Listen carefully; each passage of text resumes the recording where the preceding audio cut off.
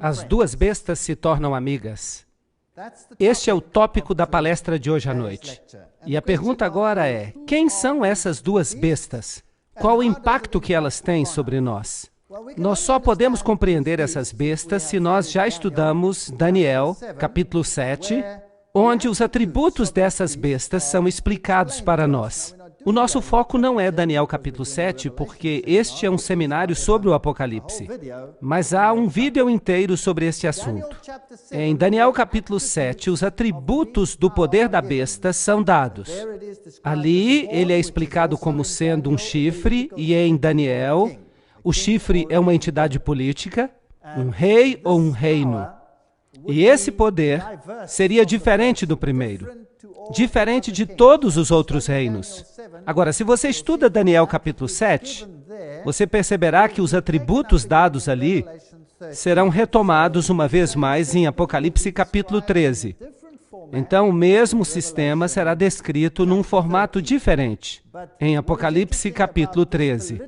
Mas o que é interessante a respeito dessa entidade política, o que a faz diferente de todas as outras, e a razão por que ela é diferente é que ela também é eclesiástica, ou seja, é também um sistema religioso. Sim, porque a sua principal ênfase é a religião. Ela tem uma birra contra os santos do Altíssimo, e ela é blasfema em relação ao Altíssimo. Daniel capítulo 7, versículo 25 diz: "E ele falará grandes palavras contra o Altíssimo e cansará os santos do Altíssimo." Percebam que ele tem uma agenda política e uma agenda religiosa. "E cuidará em mudar os tempos e as leis." Mudará os tempos e mudará as leis. Isso é fascinante. Se você pensa a respeito do sistema, e esse sistema só pode ser aplicado a uma instituição, isto é, Roma. Nenhuma outra instituição se encaixa em todos os aspectos do chifre pequeno. Pena que eu não tenho tempo para entrar em todos os detalhes. Ele mudou os tempos e ele mudou as leis de Deus e os tempos de Deus. Vamos voltar a falar disso daqui a pouco. "E eles lhe serão entregues na mão em um tempo e tempos e metade de um tempo." E nós retomamos essa profecia em Apocalipse capítulo 11. Ali está escrito que haveria um poder controlador durante esses 3 anos e meio proféticos, ou 1260 dias proféticos, ou 1260 anos literais. Agora, a besta de Apocalipse capítulo 13, ela é um conglomerado de tudo aquilo que nós vimos em Daniel capítulo 7. Há inúmeros aspectos relacionados a esse animal. Ele tem a cabeça de um leão, a boca de um leão. Lembrem-se que o leão representava a Babilônia em Daniel capítulo 7, mas ele tem as patas de um urso, e o urso representava a Medo-Pérsia.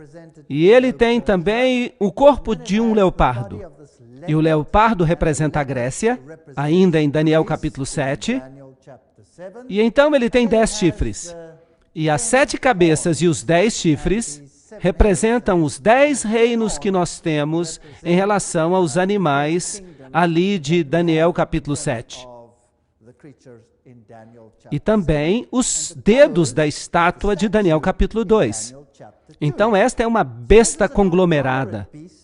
Ela é composta então de várias filosofias, da Medo-Pérsia, da Grécia, Roma e de Babilônia. E ela fala com a boca de um leão. Então ela fala a linguagem de Babilônia. E eu fiquei em pé sobre a areia do mar e vi uma besta se levantar do mar.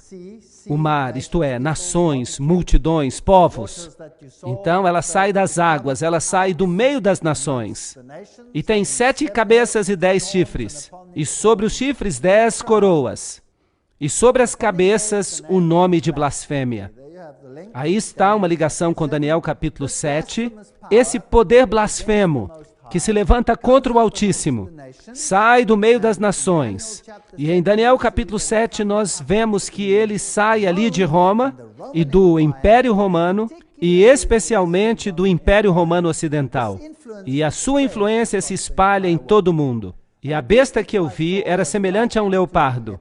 Então, ela tem a Grécia nela, ela tem a filosofia grega, se você quiser. E é claro, a Igreja Romana certamente tem a filosofia dos gregos nela, porque ela então depende do pensamento aristotélico e do pensamento dos filósofos, Orígenes e todos os eruditos gregos. Mesmo aqueles que se levantaram mais tarde no Império Romano, eles também estão representados. E tinha os pés de um urso. Será que Roma tem a filosofia da Medopérsia? Claro que sim, o mitraísmo é a base da sua religião, e ela tem inclusive a mitra, que vem dessa religião. E a boca era a boca de um leão. Será que a religião babilônica de Ísis e Osíris, de Baal e Astorete, será que estão todas presentes aí em Roma?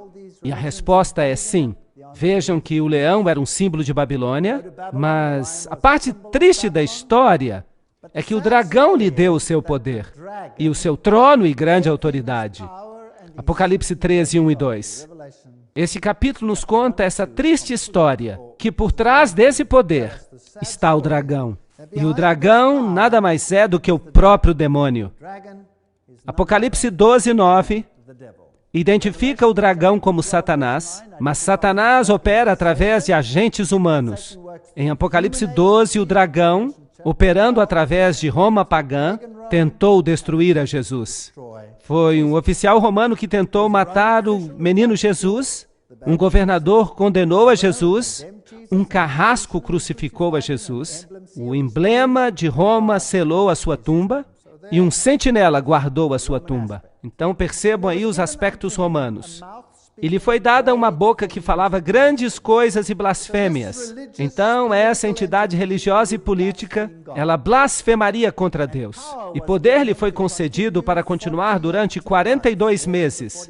Esse é o período de 42 meses, 42 vezes 30 dias proféticos, chegamos a 1.260 dias. E ele abriu a boca em blasfêmias contra Deus, para blasfemar o seu nome, próprio caráter de Deus e o seu tabernáculo. Aí está a referência ao serviço do santuário, o caminho da salvação, explicado aí. Ele rouba as pessoas do poder salvador de Jesus Cristo. Será que essa entidade fez isso? Sim. Ela colocou os santos e Maria e todo tipo de intermediários, até mesmo a própria igreja e os seus delegados, mediarem em favor do homem. E aqueles que habitam no céu. Por isso eles blasfemam contra o próprio Deus. Apocalipse 13, 5 a 6. E lhe foi dado poder para que continuasse durante 42 meses. Apocalipse 13, 5. Então, faria isso abertamente, publicamente, durante aqueles 42 meses proféticos. 42 meses, 42 vezes 30, 1.260 dias, um dia equivalendo a um ano. Eu lhes dei um dia por um ano, Ezequiel 4, 6. E isso nos leva de volta à mesma história que nós encontramos em Apocalipse capítulo 11. Vigílio subiu ao trono papal em 538 depois de Cristo, sob a proteção militar de Belisário. Isso é a história. Nós temos uma data de início, quando o papado começou a exercitar o poder que veio do decreto que Justiniano havia promulgado, recebendo poder para corrigir a todos os hereges, aqueles que ousavam pensar de modo independente. Então, a supremacia legalmente reconhecida do papado começou em 538 depois de Cristo, quando entrou em efeito um decreto do imperador, pelo qual, eu já disse, ele se tornou o corretor dos hereges. Então, Roma hoje ainda alega que ela deveria ser a única a determinar o que as pessoas deveriam crer, porque o Papa diz que é infalível em questões doutrinárias. Labanca, professor de História da Universidade de Roma, afirma que, depois da sucessão dos imperadores, veio a sucessão dos pontífices em Roma. Quando Constantino abandonou Roma, ele concedeu o seu trono ao pontífice. Isso se baseia no que eles chamam de as cartas de Constantino. Já foi provado que elas são falsas. Não obstante, essa é a história.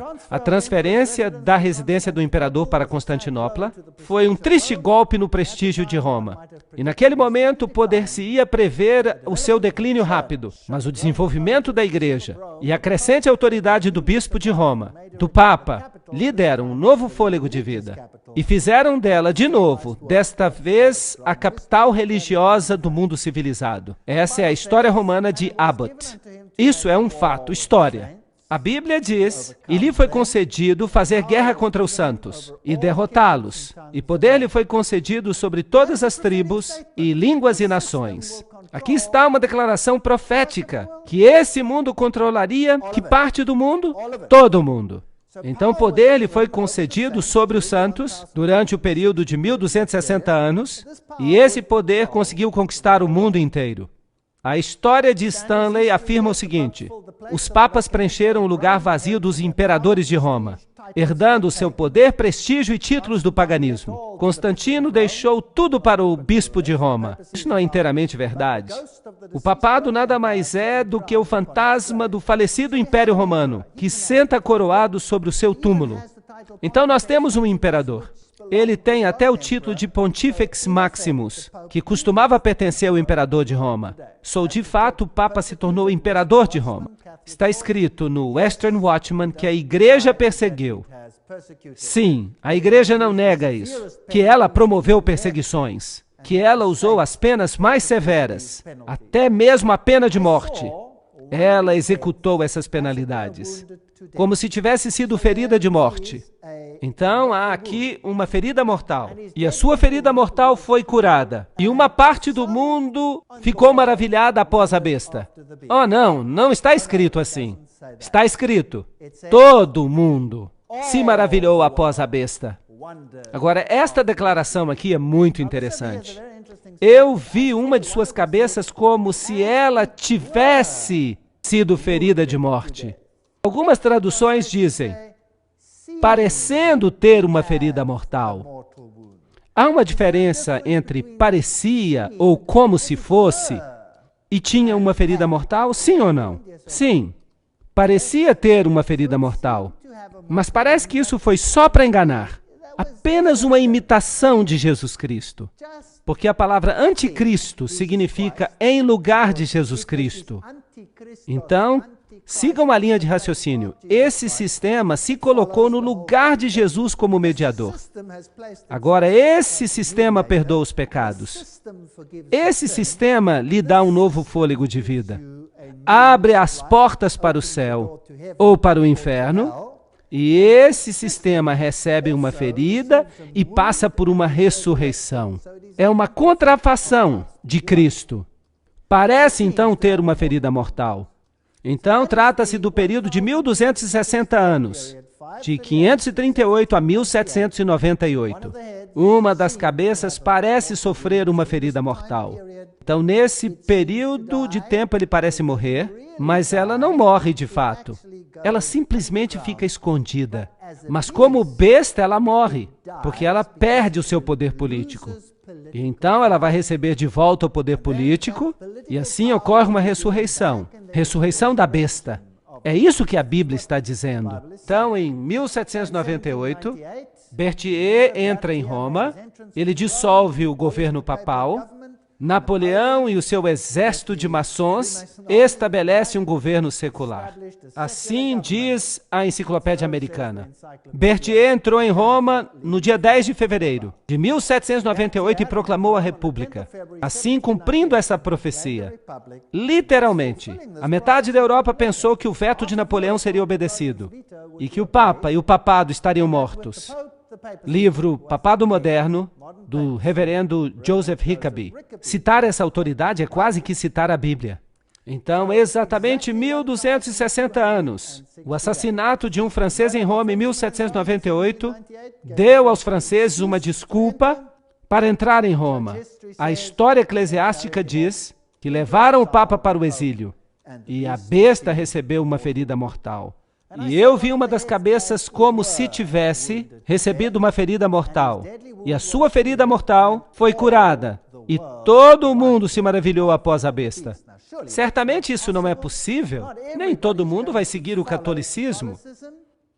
Apocalipse 13:3. Esta é a questão que a gente deve perguntar, se eles vão seguir. Aqui está um artigo da Crônica de São Francisco, dizendo que o Vaticano fez paz com a Itália, e ambos os lados assinaram com muita cordialidade, e a ferida foi curada entre os dois. Apocalipse 13:7. E poder lhe foi dado sobre todas as tribos, e línguas e nações. Isso é assustador. Roma vai controlar o mundo inteiro. É isso que está sendo dito. Então, um poder religioso universal controlando a consciência de todo mundo. É isso que a profecia fala.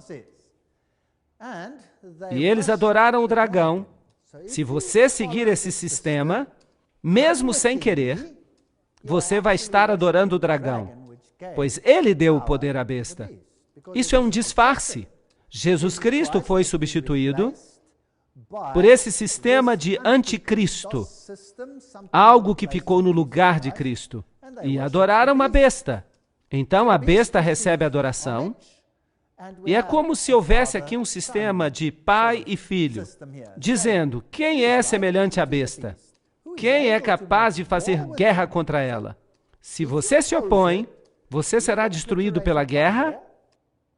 Provavelmente.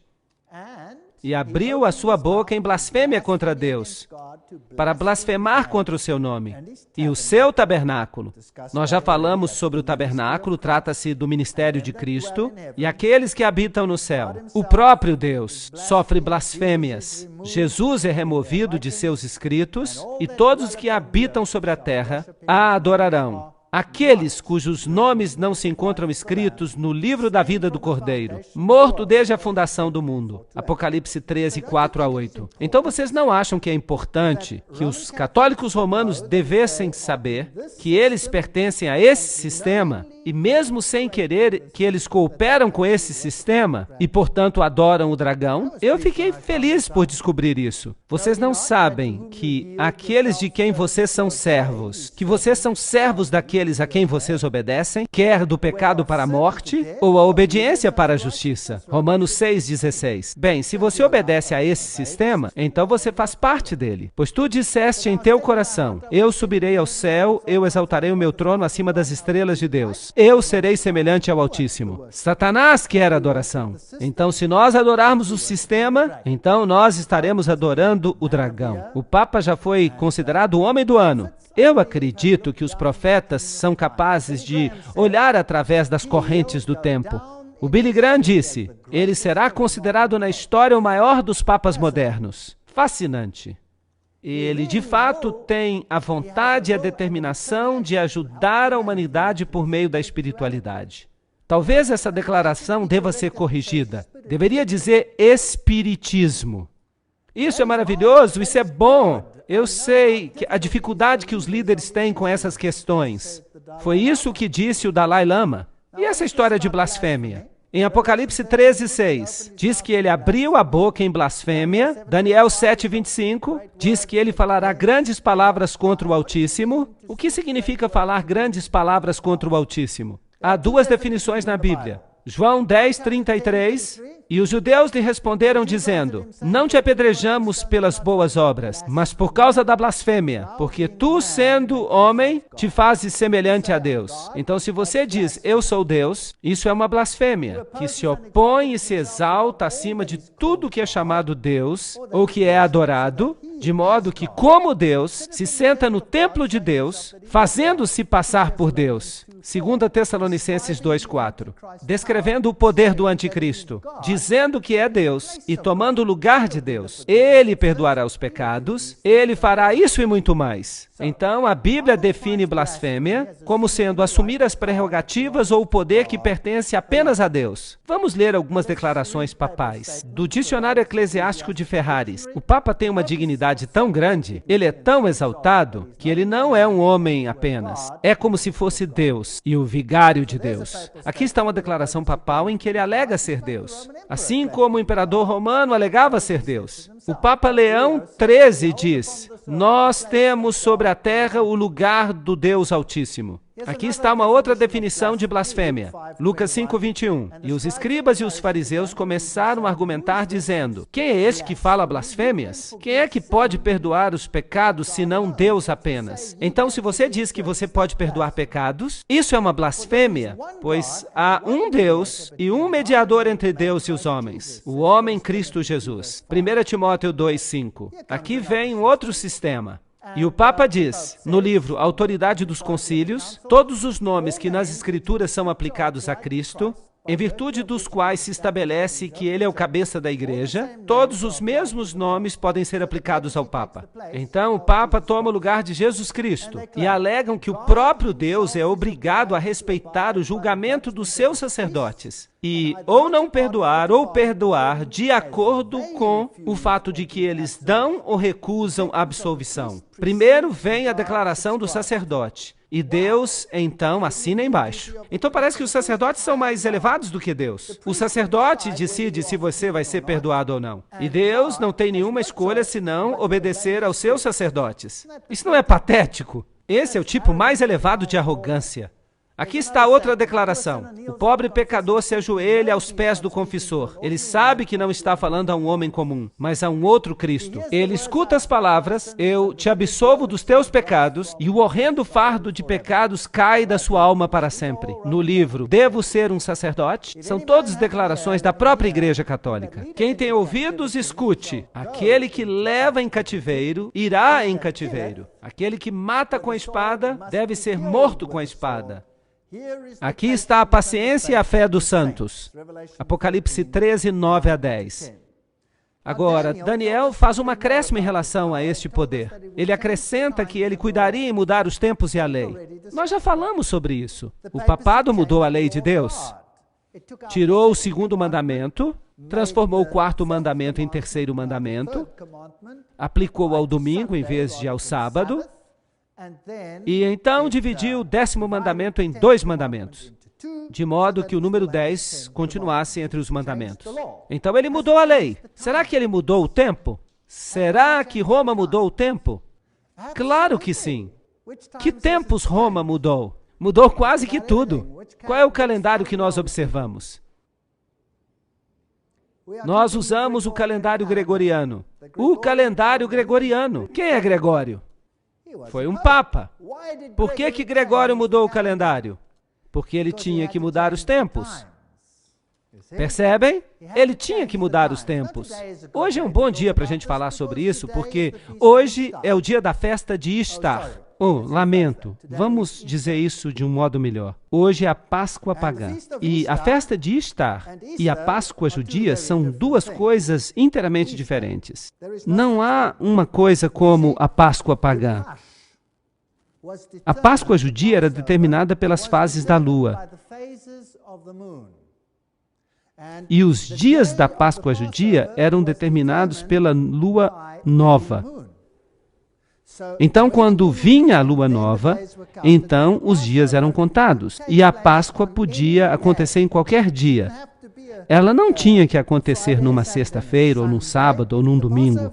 A Páscoa podia acontecer em qualquer dia, a depender da fase da lua nova. Mas a festa de Ishtar, ela ocorria no primeiro dia da semana. Então o papado mudou o calendário para alinhá-lo com a festa de Ishtar. E hoje nós temos uma alteração nas regras do Velho Testamento, onde você contava os dias. Agora se aplica a regra da festa de Ishtar, que somente pode acontecer no domingo. Somente cai no domingo, embora no passado a Páscoa judia pudesse acontecer em qualquer dia. Agora, isso equivale a dizer que eles estavam se distanciando do Cordeiro Pascual. E isso pode acontecer. E aconteceu faz alguns anos. De fato, eu não consigo me lembrar da data exata quando o Papa estava na América. Foi exatamente aí que aconteceu, por falar nisso. Aconteceu que a festa da Páscoa pagã e a festa da Páscoa judia coincidiam e ocorreriam no mesmo dia. O que eles fizeram então? Bem, quando isso ocorre, eles ficam malucos. Eles não gostam disso. Então, o Papa adiou a Páscoa pagã em uma semana. Foi isso que ele fez. Ele adiou a Páscoa em uma semana porque ele não ousava fazer com que ela coincidisse com a Páscoa judia, porque eles não queriam ter nada que ver com o Cordeiro Pascual que morreu por nós. Eles servem uma outra coisa. Ishtar é uma festa pagã, então ele mudou os dias da festa, ele mudou os tempos, ele mudou todo o calendário para fazer com que ele se alinhasse com as festas pagãs. E ele mudou também a lei de Deus. Então, aquele que mata com a espada deve ser morto com a espada. Aqui está a paciência e a fé dos santos, Apocalipse 13, 9 a 10. Dessa forma, em 1798, o papado recebeu uma ferida mortal. Ele recebe a ferida mortal. Ele é morto com a espada que ele tinha usado para matar. E agora o profeta olha ao redor e nós temos a data 1798, quando esta ferida mortal aconteceu. E eu vi uma outra besta saindo da terra. Agora, se o mar representa povos, multidões, nações, línguas, então o que a terra representa? Bem, um lugar onde você não tem multidões, nações e línguas. Eu vi uma outra besta, uma outra entidade política saindo de uma área do planeta onde não havia povos e multidões e nações. Então não pode ser a Europa, não pode ser a Ásia. Não pode ser o Oriente Médio. Então, aqui temos uma nova entidade política. E ela tinha 2 chifres, como um cordeiro. Ela tem princípios que parecem princípios de um cordeiro. Mas ela fala como um dragão. E isso é interessante. Agora, quem é que tem esse poder? Bem, vamos então aos reformadores. Essas pessoas eram magnificentes. Eu tenho muito respeito pelos primeiros reformadores. John Wesley, em suas notas sobre Apocalipse 13, escritas em 1754, diz o seguinte da besta de 2 chifres. Ela não veio ainda, mas ela não deve estar distante, pois ela deve aparecer no final dos 42 meses da primeira besta. Agora, os reformadores todos disseram claramente, Roma é o anticristo. Eles estavam observando, e agora eles dizem, bem, esta outra besta não pode estar distante. A questão é, que outro poder se levantou exatamente nesta época, numa área onde não havia grandes multidões de nações? Só há um poder que se qualifica. E esse poder é o poder dos Estados Unidos. Há muitos anos essas imagens já eram interpretadas assim, embora os Estados Unidos fossem relativamente um poder insignificante. Vamos dar uma olhada no aparecimento dos Estados Unidos e vamos ver se ele se encaixa. A Declaração de Independência foi assinada em 1776. A independência foi reconhecida pelas nações do mundo em 1783. Em 1787, a Constituição dos Estados Unidos foi formada. Em 1791, a Carta dos Direitos foi acrescentada. E em 1798, o mesmo ano em que Roma recebeu a ferida mortal, a França, a nação mais poderosa da Europa naquela época, reconheceu a independência dos Estados Unidos. Então, a mesma nação que fere o papado com uma ferida mortal, no mesmo ano reconhece os Estados Unidos. Então o profeta vê que a primeira besta recebeu uma ferida mortal e depois continua olhando e vê outra besta subir, exatamente a tempo, em sentido profético. Em 1863, o ato de emancipação dos escravos. A Torre Eiffel é um símbolo da maçonaria. A Estátua da Liberdade é um símbolo da maçonaria. 1798 é uma data muito importante. Liberdade e justiça para todos. Esse é o princípio que o faz parecer um cordeiro.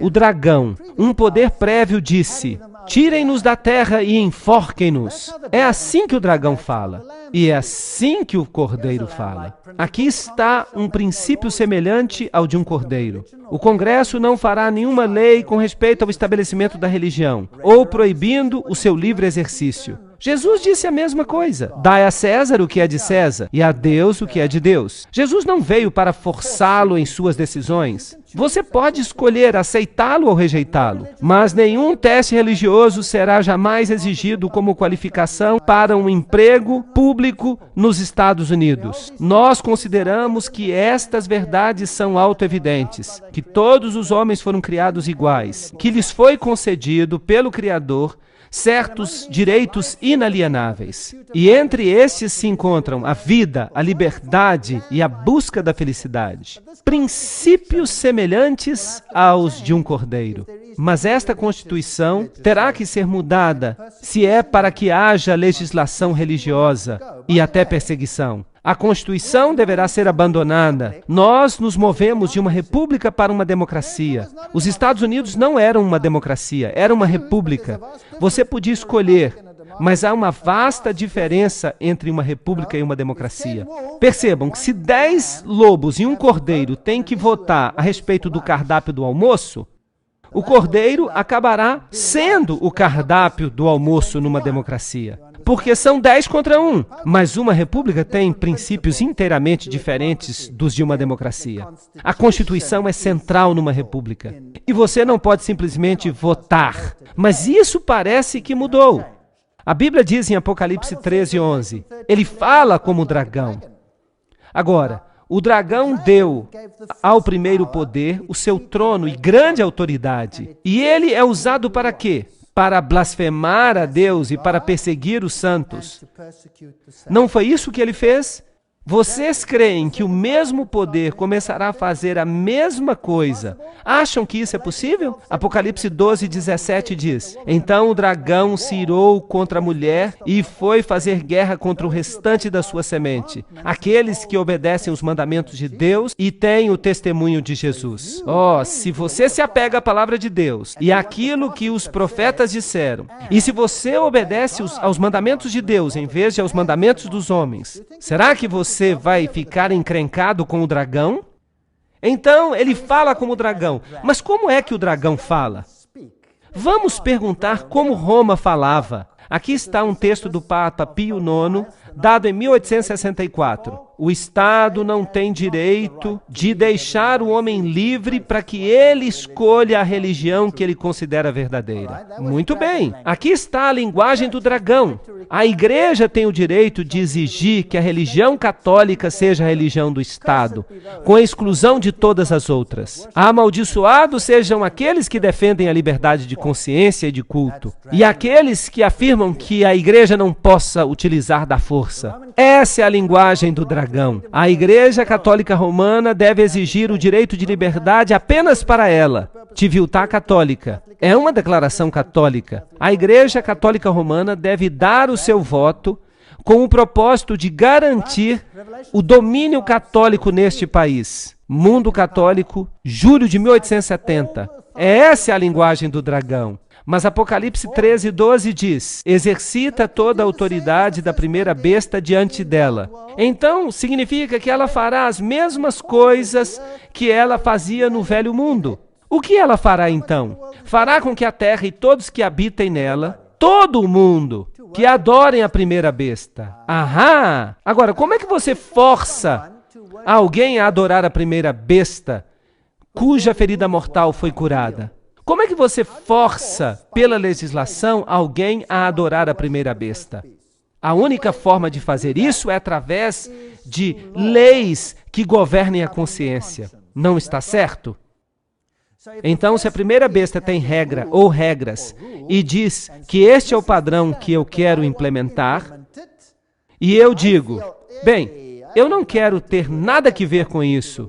Isso é contrário à lei de Deus. Então esse poder vem e diz, se você não obedecer, c'est fini. O que então? Então, o segundo poder está garantindo as leis do primeiro poder. E se eu então obedeço a essas leis, então o que de fato eu estou fazendo? Eu estou adorando a primeira besta, porque ela é que fez as leis. Isso não é verdade? Então, eu vou estar encrencado com Deus, porque essas leis podem ser contrárias à lei de Deus. Então, eu terei que fazer uma escolha. E é isso que a Bíblia diz que vai acontecer. A segunda besta fará exatamente isso. E ela faz grandes maravilhas, de modo que até fogo desce do céu sobre a terra à vista dos homens. O que é isso? Bem, pode ser fogo literal, mas eu acho que nós estamos falando de fogo espiritual aqui. E ela engana aqueles que habitam na terra. Agora, um fogo literal não é muito enganoso. É doloroso. Mas um fogo espiritual Isso poderia ser problemático. Então, esse segundo poder usará de engano para fazer isso, por causa dos sinais que lhes foram concedidos fazer diante da besta. Bem, então digamos que você veja, dentro da segunda besta, os Estados Unidos, um poder que envia um espírito, um fogo, um Espírito Santo, mas é um falso espírito. E é um espírito enganoso, e é cheio de milagres e sinais e maravilhas. Bem, então você tem um problema. Há uma palestra que eu ainda vou dar e se chama Fogo Estranho, na terça-feira à noite.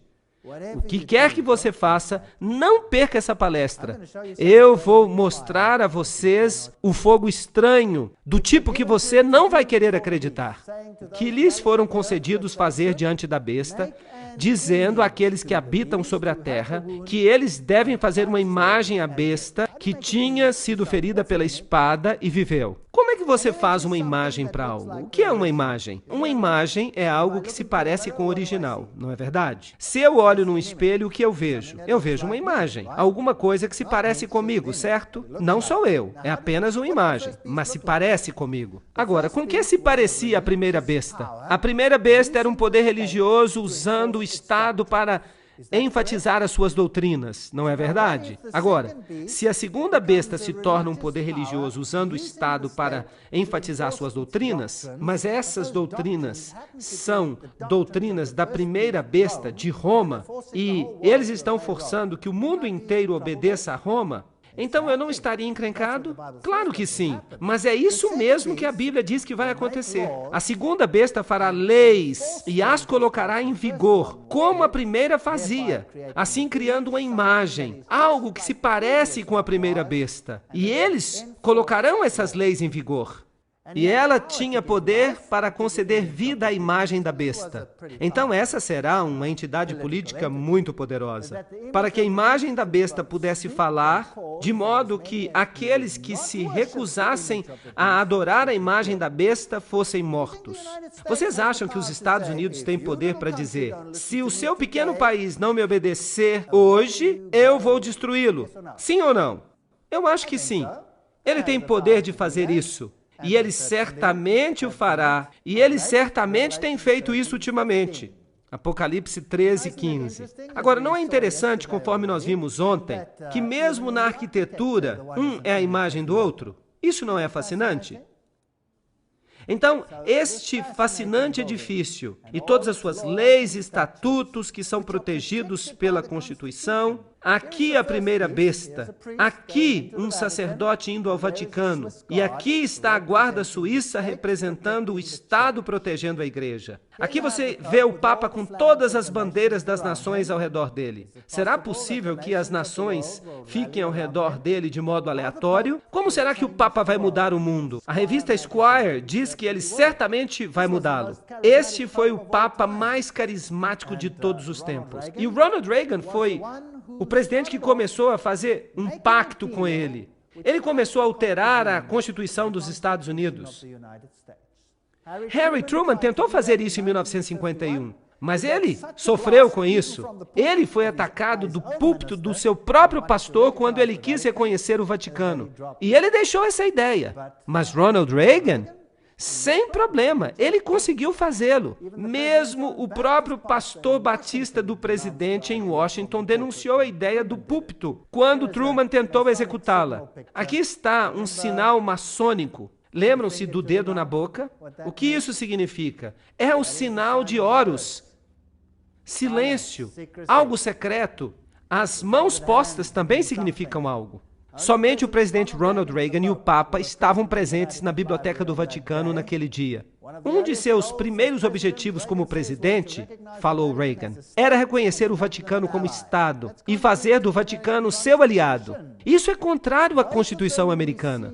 Ambos receberam uma mini ferida e sobreviveram.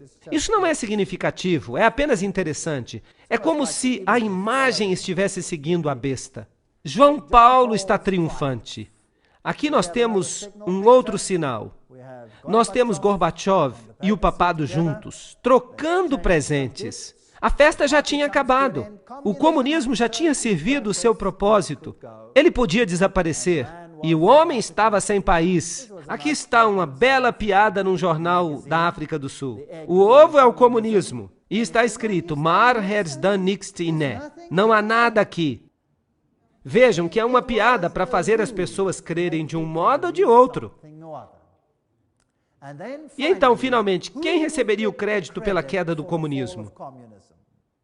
Se o comunismo tinha sido inventado para subjugar a Igreja Ortodoxa e eliminar o pensamento protestante na Alemanha Oriental, e ele certamente fez isso, uma vez que ele tinha conseguido isso, o comunismo poderia ser eliminado. E ele foi dissipado.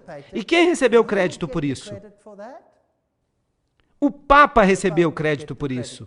Como é que nós sabemos? Porque Maria, supostamente em Fátima, já tinha dito que o Papa consagraria o mundo inteiro ao Imaculado Coração de Maria e que a Rússia seria convertida. Era fácil dizer isso porque os bolcheviques já tinham estado no poder em 1917, o mesmo ano em que a declaração foi feita. Eles sabiam que já estava tudo conseguido, que não seria difícil. 3 segredos. O primeiro era uma visão do inferno, que não faz nenhum sentido. O segundo era que a Rússia seria consagrada, que eles pegariam o poder de qualquer jeito. E o terceiro era que um futuro Papa receberia um ataque contra a sua vida, mas sobreviveria. E isso apressaria os eventos finais. Agora, se você conhece a história de antemão simplesmente porque você a está criando, isso não é problema. Agora, será que o Papa recebeu o crédito por isso? Aqui está a visita papal aos Estados Unidos, St. Louis. Vamos perguntar então ao presidente Bill Clinton para nos dizer o que ele pensa. 2.400 fiéis aqui para lhe dar as boas-vindas. Ele está acenando às multidões.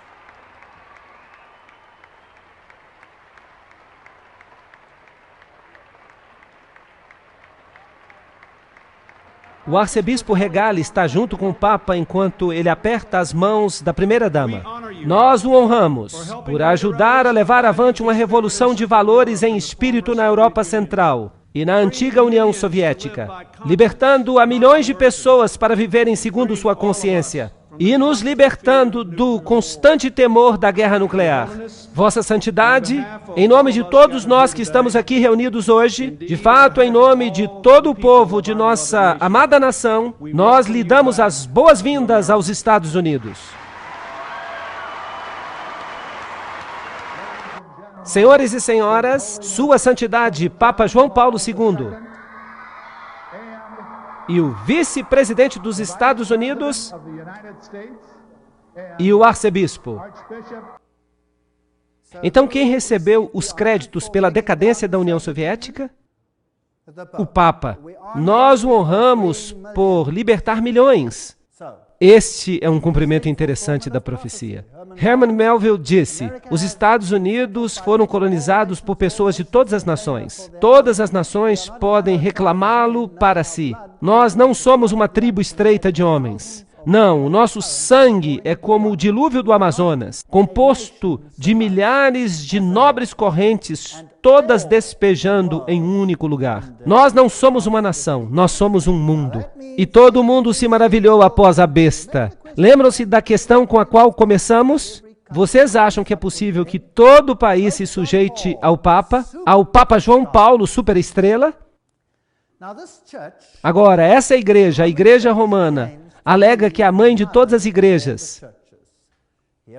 Ela se chama Ecclesia Mater, a mãe de todas as igrejas. Ainda para ser fechado está o maior abismo de todos. Entre os 350 milhões de protestantes do mundo, um número que já não é o mesmo, e cerca de 800 milhões de católicos. De fato, há hoje entre 1 a 2 bilhões de católicos. Então, não apenas na esfera política essa igreja deve ganhar a soberania, mas também na esfera religiosa. E isso exigiria uma palestra inteira só para eu falar sobre isso. Mas, de maneira religiosa, todas as nações devem se juntar para se sujeitar a esse sistema. O Cruzeiro do Sul, em 1995, ele disse,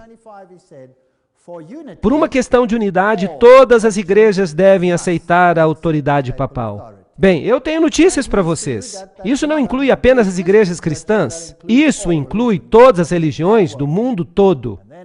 Está se falando de mãos através do abismo.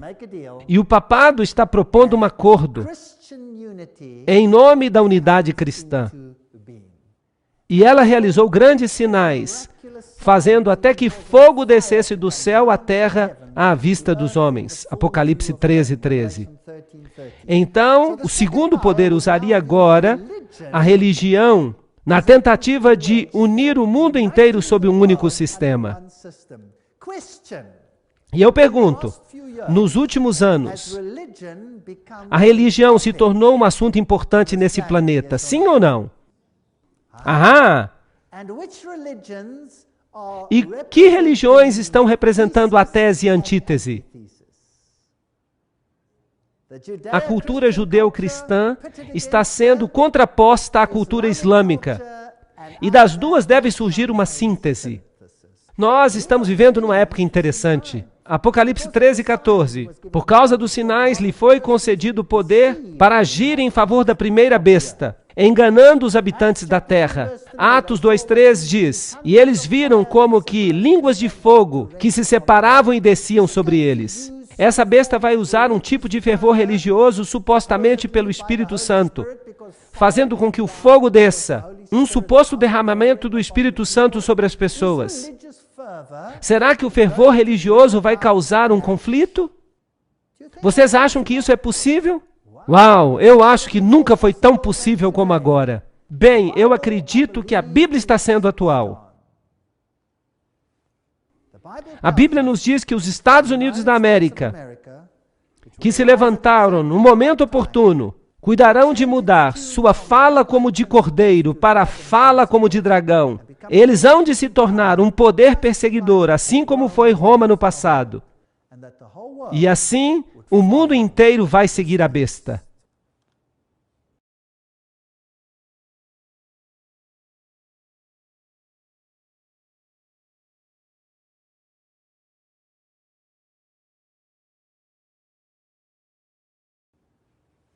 Bem, na nossa sessão anterior, nós vimos como surgiram os Estados Unidos, nós vimos os princípios do poder papal, nós vimos que a Bíblia fez previsões acerca do segundo poder. A besta que sai da terra adotaria os mesmos princípios que a primeira besta e os aplicaria universalmente. E lhe foi concedido poder, diz Apocalipse 13:15. Para dar fôlego à imagem da besta, para que a imagem da besta pudesse falar. Então, esse novo poder religioso teria sua voz ouvida e faria com que muitos que não adorassem a imagem da besta fossem mortos. Você ou é a favor ou é contra. Então, o princípio básico é, entre em forma, entre em forma. Isso mesmo, entre em forma ou você morrerá.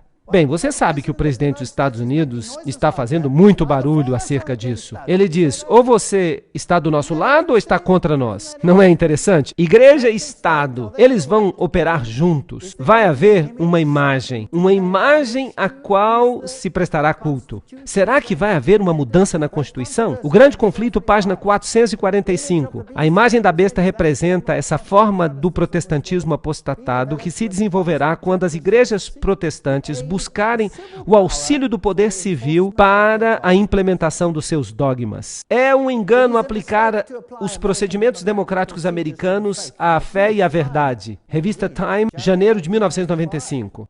Bem, isso é contrário à Constituição. Eles chamaram isso de engano naquela época. Bem, lembremos-nos, ele fará com que grande e pequeno, rico e pobre, livre e escravo recebam uma marca na sua mão direita ou na sua fronte, e nenhum homem será capaz de comprar ou vender, exceto aquele que tiver a marca, ou o nome da besta, ou o número do seu nome. Aqui está tudo num pacote. Apocalipse 13, 16 a 17. Aqui estão as questões que estão sendo discutidas. Então, se você não aceita a marca da besta, da primeira besta, besta, você precisa perguntar, o que é a marca da primeira besta? Hoje as pessoas pensam que é uma marca do computador, um chip na mão, talvez uma forma de controlar a compra e a venda. Há aparelhos que foram criados, que podem ser colocados na mão ou debaixo da pele da sua fronte, que são capazes de dizer onde você está e em que banco você está fazendo transações. Detalhes como aqueles de uma conta do cartão de crédito.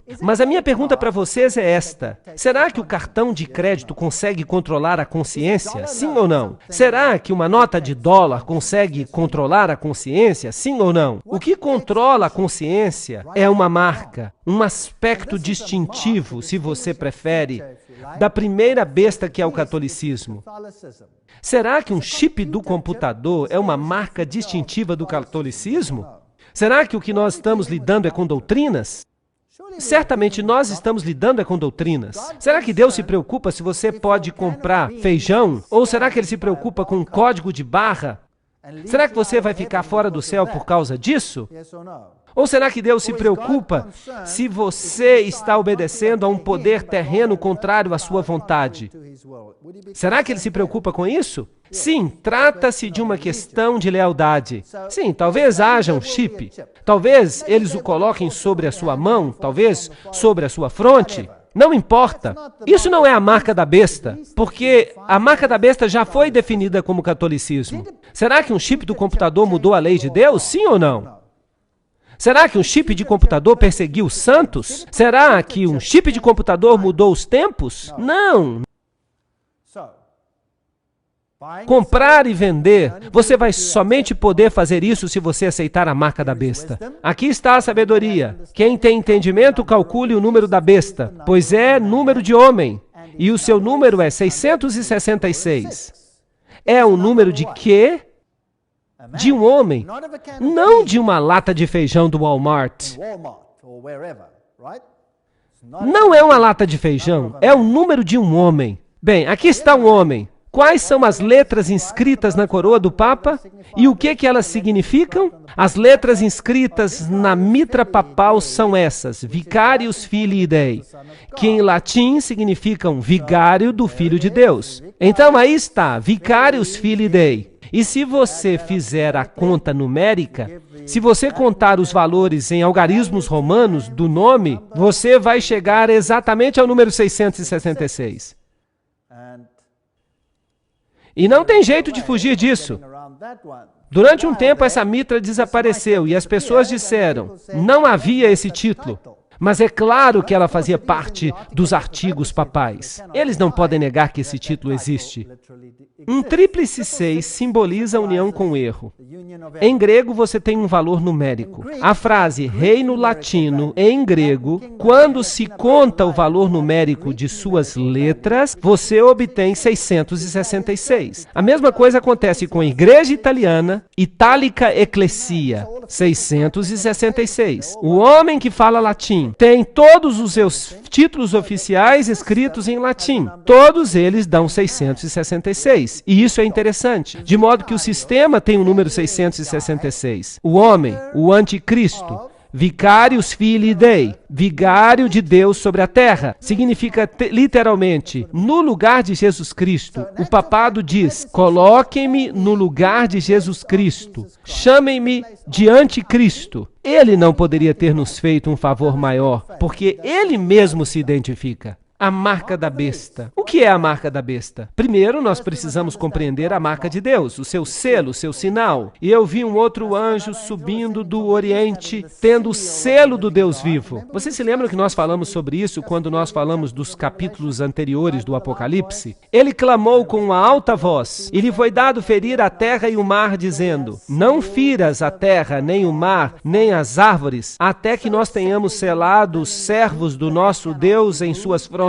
Portanto, estabelecidos na verdade, eles não podem ser movidos. Um selo autentica um documento. Por isso que o presidente tem um selo. Além disso, eu lhes dei os meus sábados para que eles fossem um sinal entre mim e eles, para que eles soubessem que eu sou o Senhor que os santifica. Ezequiel 20:12. Se é um sinal, é também uma marca. Portanto, Deus tem uma marca. Por isso, o selo de Deus contém o seu nome, o seu título, o seu território. Eu, o Senhor, Jeová, o seu título, Criador, o território, céu e terra, está no coração da sua lei. Lembra-te do sábado para o santificar. 6 dias trabalharás e farás toda a tua obra, mas o 7º dia é o sábado do Senhor teu Deus.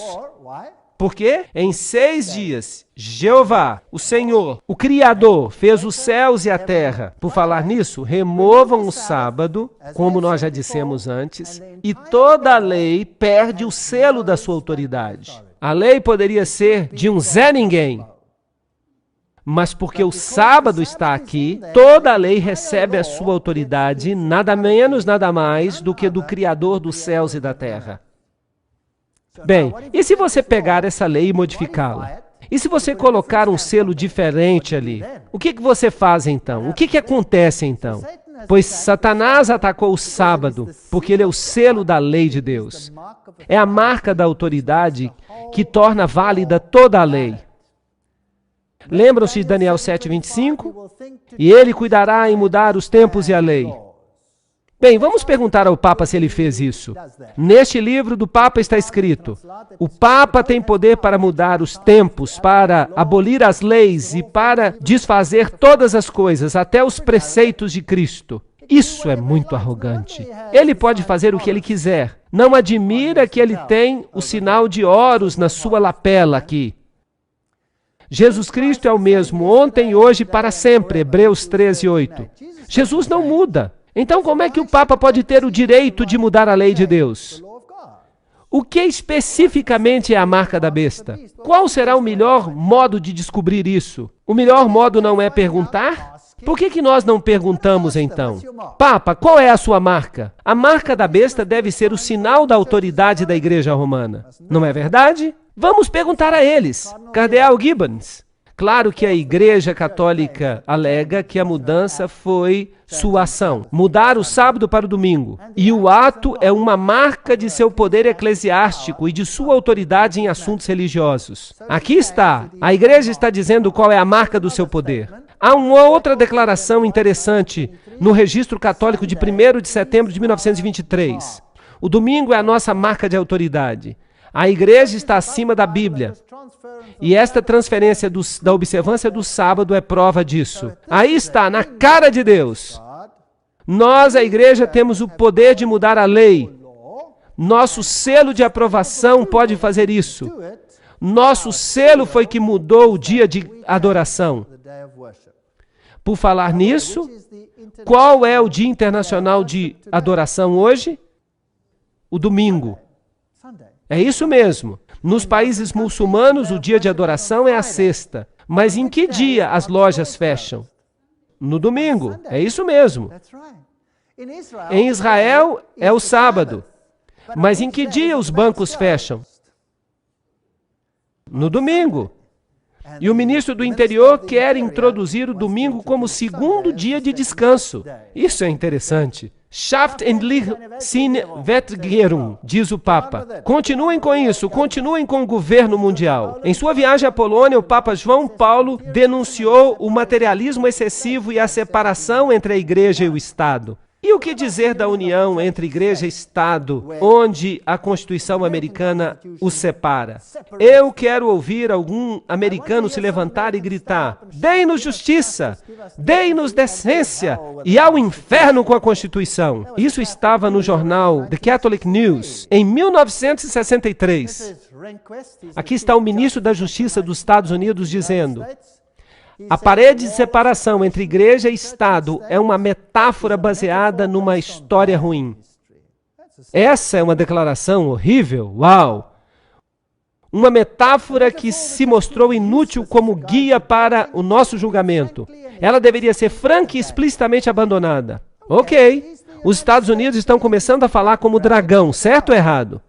Sim, essa é a linguagem do dragão. Aí está, o ministro da Justiça disse essas palavras, uma metáfora baseada numa história ruim. Aqui está um artigo da revista Time, em 1995, dizendo: o muro de separação entre a Igreja e o Estado que foi erigido pelos humanistas seculares. Alô? Será que eles conseguem torcer a verdade?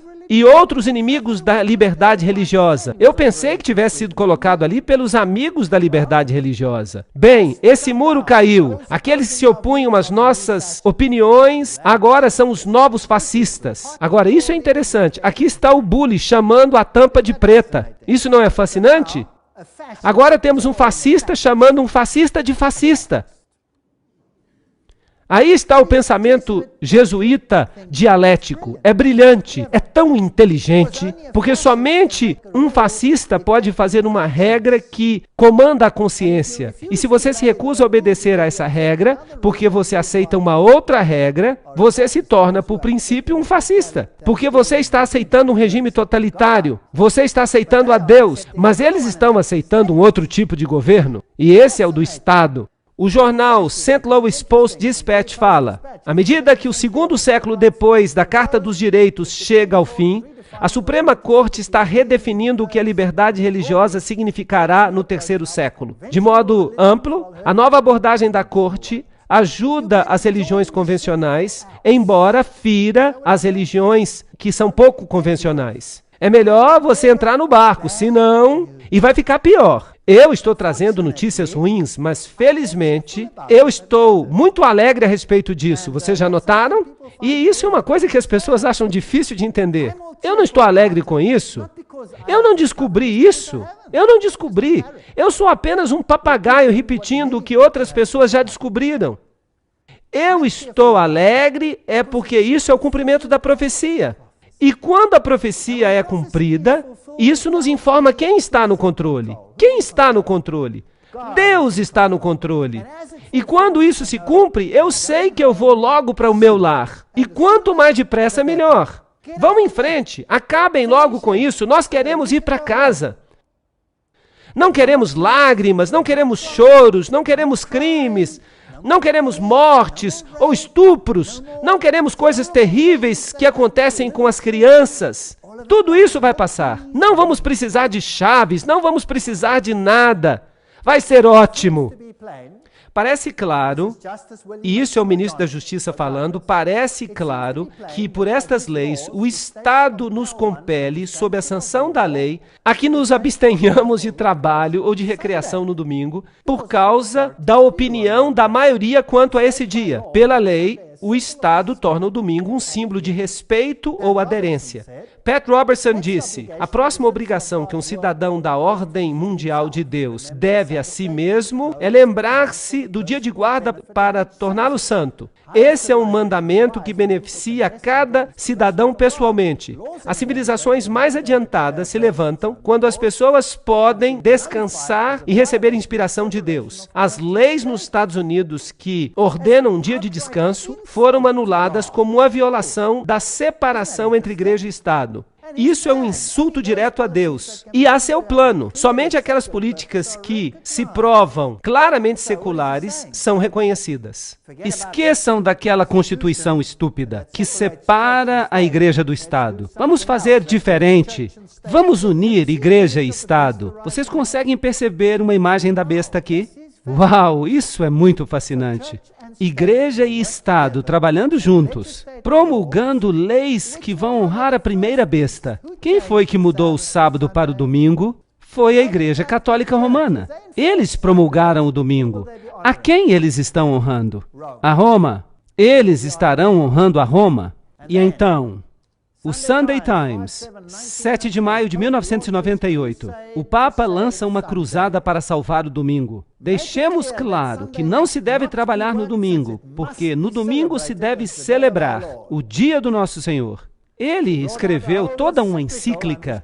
Vamos dar uma rápida olhada. Ele diz que é uma tradição. Eles celebram a Eucaristia. Fala-se de uma encíclica chamada Rerum Novarum. E se pedem leis que legislem com respeito à obrigação de guardar o domingo como dia santo. Estão pedindo legislação civil para permitir que as pessoas guardem o domingo. E os Estados Unidos deveriam dizer: a nossa Constituição proíbe isso. Nós lamentamos, senhor Papa, aqui a igreja e o Estado ficam separados. Nós não concordamos. Mas será que eles fazem isso? Não. Aqui está uma declaração. Aqui está Bush. Logo depois que ele assumiu a presidência, ele está aqui na inauguração de um museu católico que custou milhões de dólares, e ele afirma: a melhor forma de nós honrarmos ao Papa João Paulo II, verdadeiramente um dos maiores homens, é levar os seus ensinamentos a sério. É ouvir as suas palavras e colocar as suas palavras e ensinamentos em ação, aqui na América. Aqui está a pessoa mais alta do governo dizendo: vamos dar ouvidos ao Papa. Ele está removendo ou não a separação entre a igreja e o Estado? Claro que está. Ele fala que este é um desafio que precisamos aceitar. Eu tenho um problema com você, presidente. Você está falando como dragão. Não está, gente? Claro que está. Será que ele está cumprindo a profecia? Sim. Será que eu estou zangado com ele? Não, claro que não. Ele está cumprindo a profecia. E isso significa que nós vamos voltar para casa. Ele exercita todo o poder da primeira besta. Será que ele tem o poder de dizer às nações e aos indivíduos o que devem fazer? Sim ou não? Claro que tem. E faz com que a terra e aqueles que moram nela, que adorem a primeira besta. Está dizendo que é melhor que obedeçamos a este sistema, cuja ferida mortal foi curada. Esfregue uma religião na outra durante muito tempo, e uma delas vai se levantar como um grande cogumelo para defender a outra. A liberdade sem restrição de pensamento e de abertamente fazer conhecidos os pensamentos não está inerente nos direitos dos cidadãos. E de jeito nenhum deve merecer o nosso apoio. Não se deve dar permissão às pessoas que digam o que pensam. É isso que o Papa está dizendo. O Papa Gregório disse isso. Será que os Estados Unidos estão agora dizendo as mesmas coisas? O presidente não acabou de dizer que aqueles que dizem isso e aquilo são os novos terroristas? É melhor que você não diga nada contra nós, senão... Ele disse ou não? Sim, ele disse. Ele está dizendo as mesmas coisas. Interessante. E nós já lemos esta daqui. Se nós católicos nos tornarmos a maioria numérica suficiente neste país, poremos um fim na liberdade religiosa. Bispo de St. Louis, 23 de novembro de 1851. Vão colocar rapidamente um fim na liberdade religiosa. No venerável dia do sol, que os magistrados e as pessoas que residem nas cidades descansem e que todas as lojas fechem. Esse foi o edito de Constantino. Os cristãos não deveriam judaizar. Essa é a parte mais fascinante. Se as nações fizerem uma lei dominical mundial e disser, aí está, todos precisam descansar no domingo, eu vou dizer, tá bom, é justo, eu não vou me opor. Eu vou ganhar mais um dia de folga. E se eles disserem que é para a gente guardar a quarta, a quinta e a sexta, eu vou dizer, oba, agora eu posso ficar a semana toda em casa. Estão entendendo? Mas há algo diferente nessa lei. A lei também diz, além de não trabalhar no domingo, o que ela está dizendo? Os cristãos não deveriam judaizar, eles não devem guardar o sábado, ficar ociosos no sábado. Então, a lei está dizendo algo mais. Ela deve também me impedir de obedecer a Deus. Isso é interessante. Eles devem trabalhar nesse dia, o sábado, mas o dia do Senhor eles devem especialmente honrar. Agora, isso também aconteceu com Faraó. Faraó emitiu um decreto e Moisés foi até Faraó e ele disse, isso não vai acontecer. E Faraó disse, você, Moisés, você tem que obrigar o povo a descansar. E a palavra descansar que é usada ali no Velho Testamento é a palavra Shabat. Você deve obrigar o povo a descansar, Shabat. Eu estou dizendo a seus trabalhadores, eu vou aumentar o trabalho deles. Ninguém mais vai colher a palha para eles. Eles vão trabalhar. Que tipo de lei Faraó fez? Ele fez uma lei contra o sábado. E Constantino também fez uma lei contra o sábado. Claro, ao mesmo tempo ela era favorável ao domingo. Mas isso não é a coisa mais importante para mim.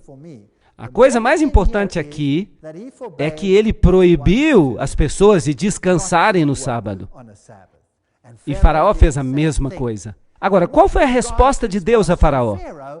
Quando Faraó disse, eu vou forçar vocês a trabalharem no dia de sábado. O que aconteceu? As pragas caíram. Caíram sobre eles, e a Bíblia fala que haverá pragas no final dos tempos.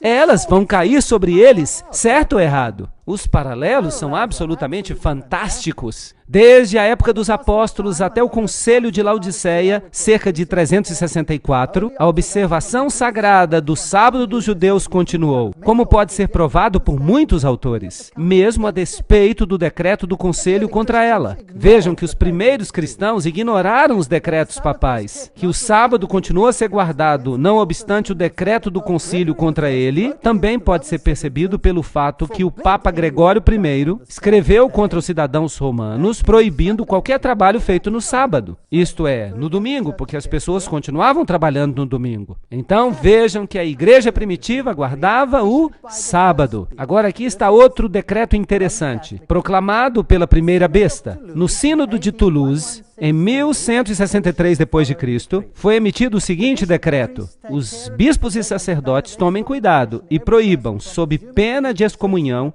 qualquer pessoa de presumir ou dar apoio ou auxílio aos seguidores dessa heresia, a guarda do sábado. Este foi o decreto contra os valdenses. Eles escolheram guardar o sábado bíblico. Então o Papa disse: hereges, isso não deve acontecer. Onde quer que estes sejam descobertos, não se deve ter com eles nenhum negócio de compra ou venda. Então a primeira besta proclamou um decreto que aqueles que guardassem o sábado receberiam um boicote econômico.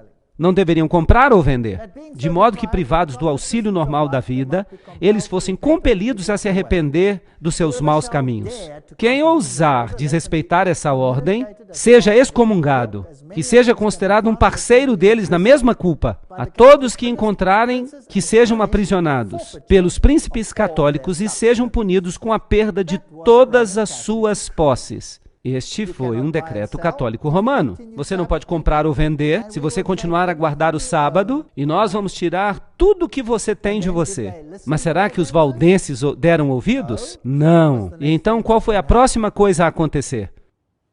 O rei Ildolfonso de Aragão baniu todos os valdenses em 1194.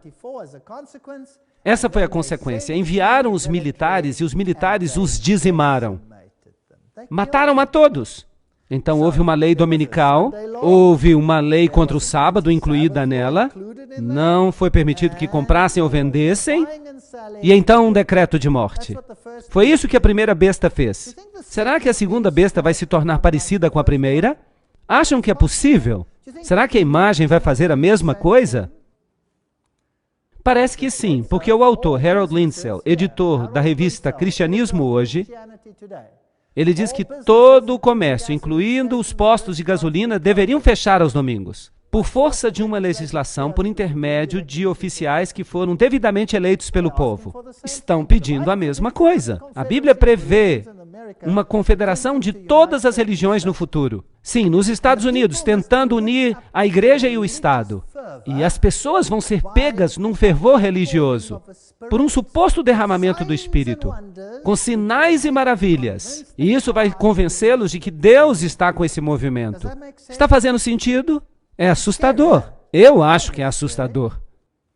Então, uma crise vindoura é parecida com a dos dias de Daniel. O rei de Babilônia, um líder mundial poderoso, estabeleceu uma imagem de contrafação e obrigou que ela fosse adorada em contrariedade aos mandamentos de Deus. Mas aqueles que eram dignos, eles se recusaram a se prostrar diante da imagem. E como consequência, houve problemas sérios. Daniel 3,15 diz exatamente como esta cerimônia religiosa foi realizada. Agora, quando vocês ouvirem o som de todos os tipos de música, se vocês estiverem dispostos a se ajoelhar e adorar a imagem que eu fiz, muito bom. Mas se vocês não a adorarem, serão jogados imediatamente na fornalha ardente. Será que a música pode ser importante para poder produzir um fervor religioso? Notaram no versículo todos os tipos de instrumentos de música. O que isso incluiria? Isso incluiria a música popular, isso incluiria, para aqueles que amam isso, a música da ópera, isso incluiria um rock pesado, isso incluiria o heavy metal, isso incluiria todos os tipos de música, não acham? Desde que o povo esteja sujeito ao fervor religioso. Quem se importa? A música vai desempenhar um papel muito importante. Vocês sabiam que a Bíblia repete esta passagem 3 vezes? como se Deus realmente estivesse nos tentando dizer algo. Vamos ver o que aconteceu quando o Papa fez uma visita a St. Louis. E os jovens encheram toda a câmara. E então 2 monges, esses aqui se parecem com monges franciscanos, vejam a roupa. Eles disseram, finalmente temos unidade, unidade, paz, paz na terra. E o que é que a Bíblia diz quando as pessoas começarem a dizer paz? Então nós temos um problema. E quando o Papa entra, esses jovens ficam histéricos. E todo tipo de música é usado para satisfazer a fome de sua alma. Desde a linda música do coral, aliás, um coral ecumênico, todas as religiões cantando juntas, até a música popular, com os braços levantados, as freiras estavam balançando os braços, e houve também rock pesado de um tal de DC Talk, e outras bandas assim. Quando o Papa entra, então há muitas danças no Senhor e todos os aspectos semelhantes. E um dos sacerdotes católicos está falando para o DJ ali. E ele diz, o repórter então faz uma pergunta para o sacerdote católico. Você acha que tem alguma religião nessa música alta? E o sacerdote responde, claro que há. Porque Deus está em toda boa música. A boa música da reforma. E essa música, bem, os jovens a compreendem. E isso basta. Mas vamos observar e ver o que acontece. Ah, foi ótimo. Nós tivemos uma sensação ótima de paz. Paz, amor e unidade. Unidade. Todas as nações virão e adorarão diante de ti, Senhor. E todas as nações se prostram.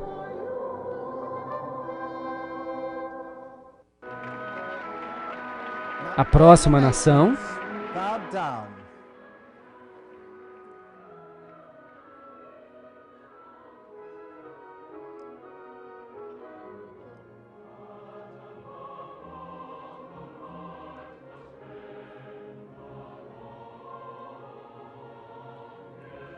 Next nation.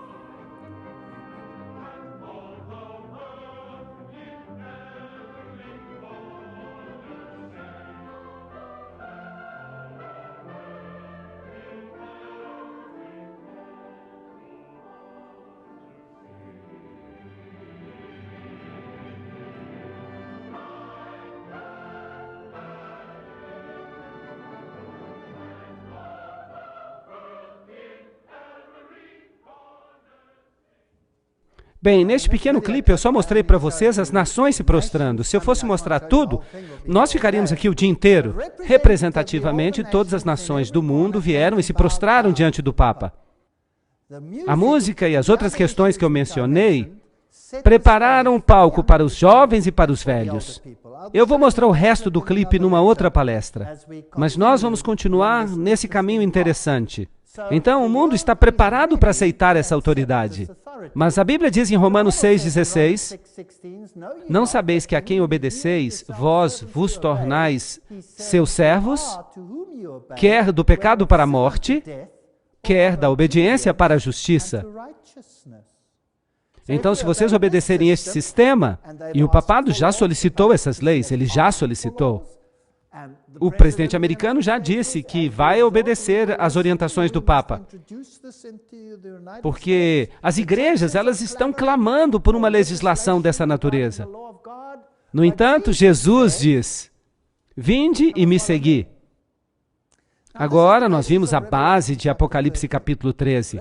Apocalipse capítulo 13 descreve os 2 poderes políticos que, em essência, controlam o mundo no final dos tempos. Um representando o catolicismo da Idade Média e o outro representando o protestantismo atual, fazendo exatamente o que ordena a primeira besta. Será que o protestantismo mudou completamente? Ou será que o protestantismo foi infiltrado? Essa é uma boa pergunta. Eu ainda vou lhes dar uma palestra que vai mostrar para vocês se de fato o protestantismo foi infiltrado. Vamos ver se os grandes pregadores protestantes são de fato o que eles dizem que são. Nós também vamos olhar esse fogo, esse derramamento do Espírito de Deus, entre aspas, que está invadindo os Estados Unidos e o mundo. Não apenas os Estados Unidos, mas o mundo inteiro, através da mídia. Será que isso está certo ou será que não está certo? Quais devem ser os nossos critérios? A palavra de Deus. É tudo o que temos. Vocês verão nas próximas palestras. Uma se chama Que Todos Sejam Um. Outra sobre o fogo estranho. Não percam essas palestras. Elas vão ser bastante reveladoras. E nós vamos pintar um quadro. E nós veremos que Deus fez uma previsão de 100% do que vai acontecer neste planeta. E é por isso que eu levanto a minha cabeça de satisfação, porque Deus está no controle. Jesus vai ser o derradeiro vencedor. Obrigado.